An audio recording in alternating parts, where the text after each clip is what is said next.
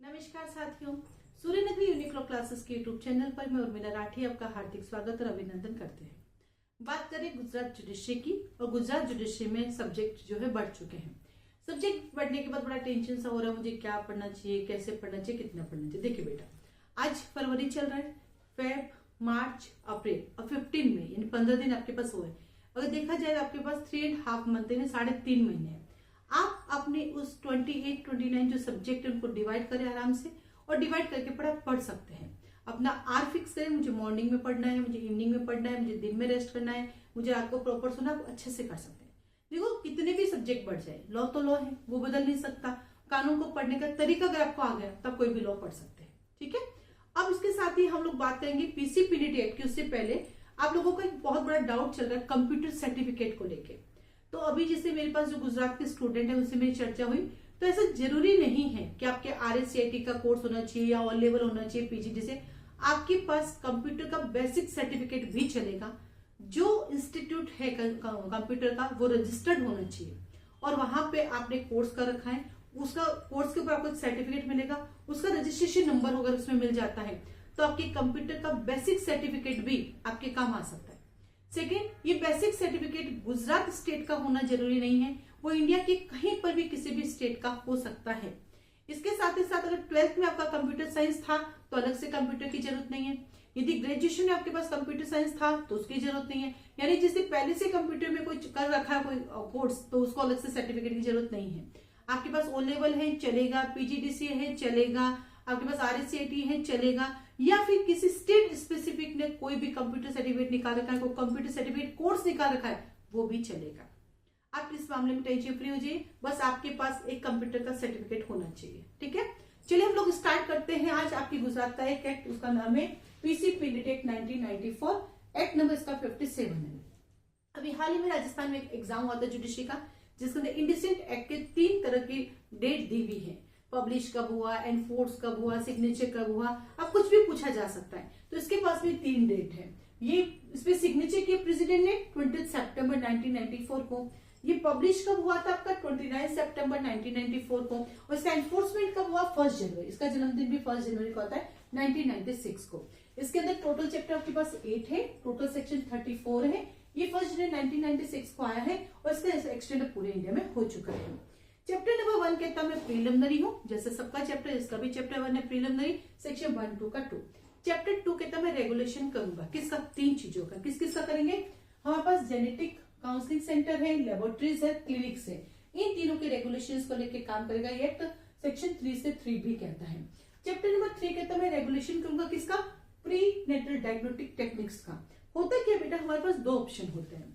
एक तो हम कंसीव करने से पहले, हम चाहे हमें लड़का चाहिए लड़की चाहिए, हमारी चॉइस वाला होना चाहिए, उसको भी रोकता है। और कंसीव करने के बाद आप सेक्स सिलेक्शन कराते हैं, मेरे पेट में बेटा है या बेटी, मुझे बेटा चाहिए बेटी चाहिए, उन दोनों को ही प्रोहिबिटेड करते हैं। ना तो आप अपनी चॉइस का कंसीव कर सकते हैं, और कंसीव होने के बाद आप अपनी चॉइस का हटा या रख नहीं सकते हैं। इसके लिए कानून बना है सेक्शन में 4 to 6। तो पहला प्रीलिमिनरी आता है, दूसरा रेगुलेशन आता है, तीसरा डायग्नोस्टिक टेक्निक्स के रेगुलेशन की बात करता है। 4th कहता है सेंट्रल एडवाइजरी बोर्ड। इसका एक एडवाइजरी बोर्ड बना हुआ होता है जो इसको लेके काम करता है।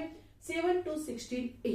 देन आता है आपके पास एडवाइजरी कमेटी आ जाती है, अप्रोप्रिएट गवर्नमेंट अथॉरिटी आ जाती है, एडवाइजरी कमेटी आ जाती है। इसका बहुत बड़ा रोल है इस कानून को एनफोर्स करवाने के लिए, जो सेक्शन 17 से 17A है। देन आता है आपके पास मैं रजिस्ट्रेशन करूंगा, किसका, जिनका मैं रेगुलेशन कर रहा हूं उन्हीं का रजिस्ट्रेशन। आप देखिएगा इस चैप्टर को, रजिस्ट्रेशन वही जेनेटिक काउंसलिंग सेंटर का है, लेबोरेटरीज का है, क्लिनिक्स का है, 18 से 21।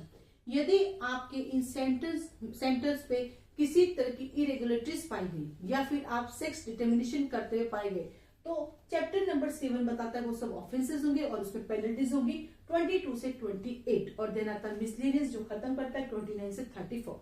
देखिए बेटा, इस एक्ट को लाने का जो ऑब्जेक्ट था वो क्या था, होता क्या था कि एक टाइम था जब सदियों पहले जब सोनोग्राफी सेंटर्स नहीं हुआ करते थे, तो बच्चे अब नॉर्मल पैदा हो जाते थे। तो सोनोग्राफी मशीन एक वरदान के रूप में आई कि यदि मान लो किसी बच्चे का हाथ नहीं है, पैर नहीं है, आई नहीं है, या उसका हार्ट नहीं बन पा रहा है, तो उस मशीन से पता चल जाता था कि इस अब नॉर्मल बच्चे को हमें इस दुनिया में नहीं लाना है, ताकि उसका जीवन सफर न करे।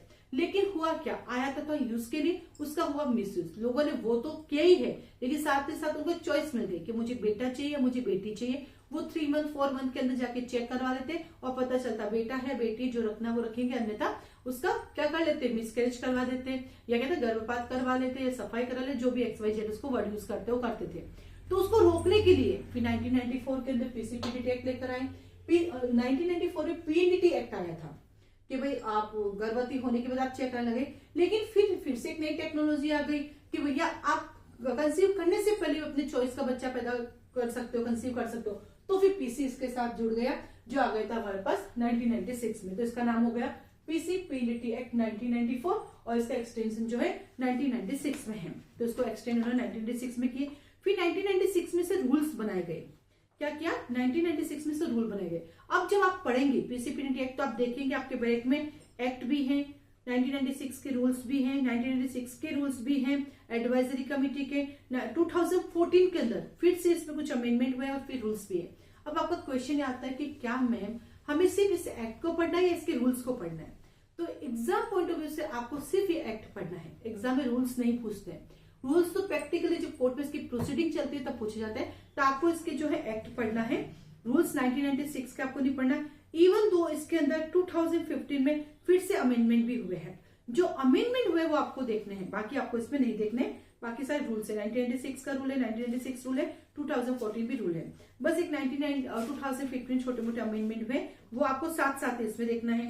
2003 में भी इसमें अमेंडमेंट हुए वो भी आपको साथ साथ देखने हैं। तो टाइम टू टाइम अमेंडमेंट होते रहते हैं।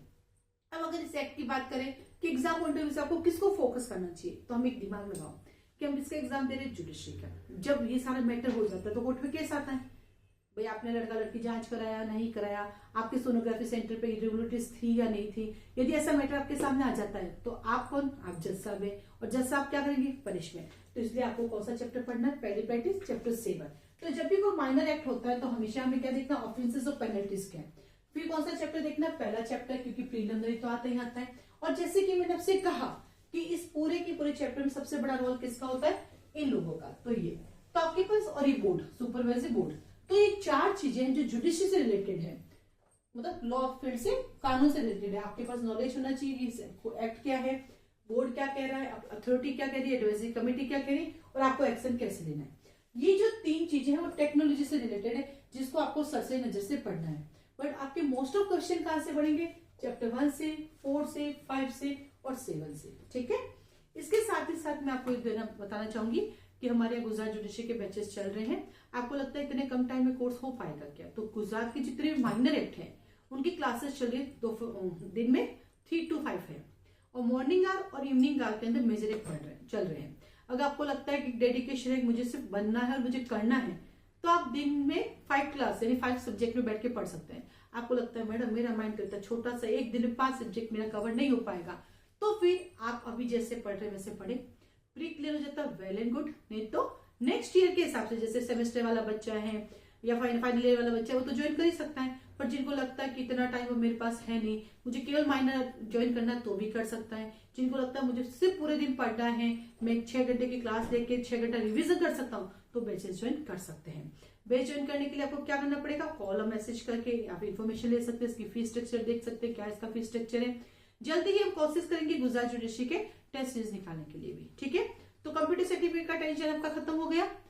सेकंड, जो भी बच्चे अपीयरिंग वाले हैं वो इसका एग्जाम नहीं दे सकते, क्योंकि इसके एग्जाम के लिए आपके बार काउंसिल में रजिस्ट्रेशन होना जरूरी है। तो अपीयरिंग वाला बच्चा नहीं दे सकता है। तो 2 चीजें क्लियर, कंप्यूटर रजिस्ट्रेशन कौन सा सर्टिफिकेट चाहिए और आपका रजिस्ट्रेशन होना जरूरी है। आज के लिए धन्यवाद, ऑल द बेस्ट, प्रिपरेशन करते रहिए आप लोग।